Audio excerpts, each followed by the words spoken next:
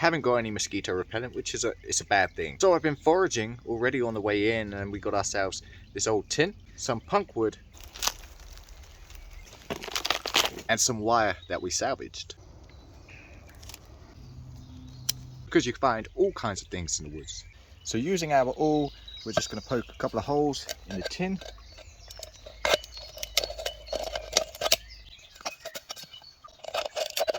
Going to take our wire, thread it through, give that a twist.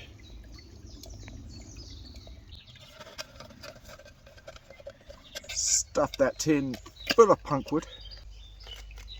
Now light it up.